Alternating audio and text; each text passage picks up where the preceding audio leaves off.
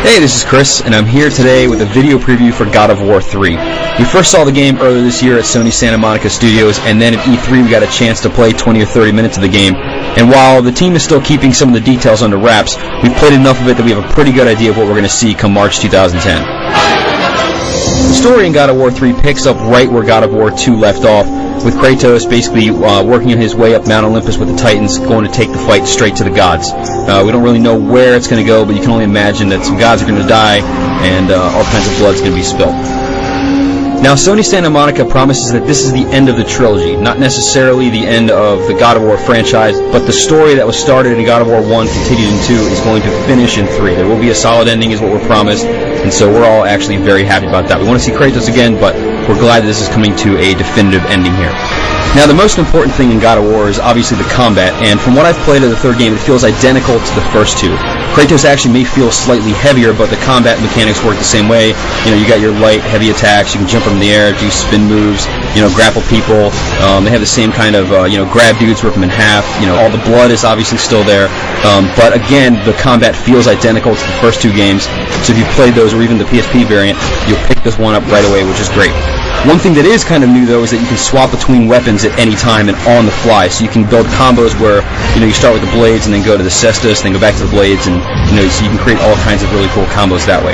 In previous God of War games, you fought maybe about a dozen guys at a time. With the power of the PS3, we're going to see battles of 50-plus dudes on the screen at the same time. So what you're going to see are, lots of skeletons, lots of zombies, whatever they have, coming at you, fighting you all at one time.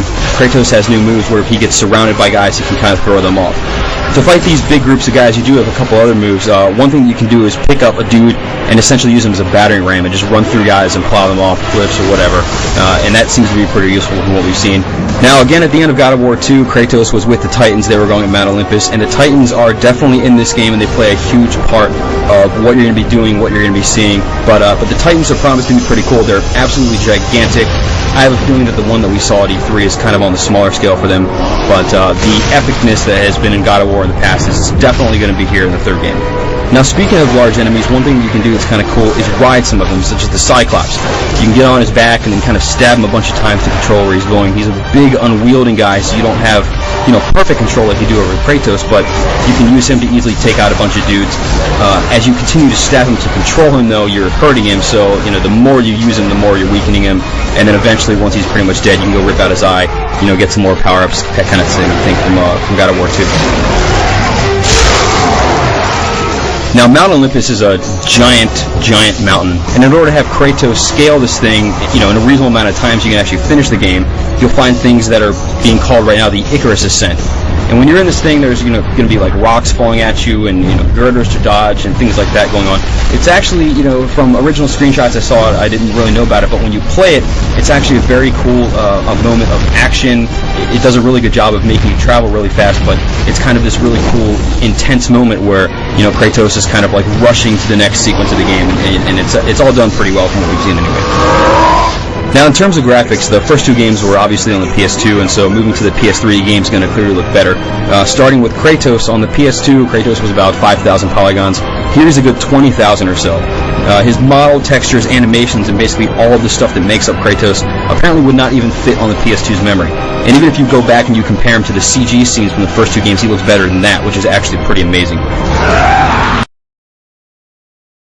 Piece of technology is what Sony Santa Monica is calling Zipper Tech, which basically means that if you cut an enemy open, his organs kind of dynamically come out of his body and go all over the level, which is pretty cool, but obviously not for the weak-hearted. God of War 3 is expected to hit the PS3 in March of 2010. We're all very excited for it. This pretty much wraps up everything we know, but for absolutely intricate details on the game, head over to IGN.com.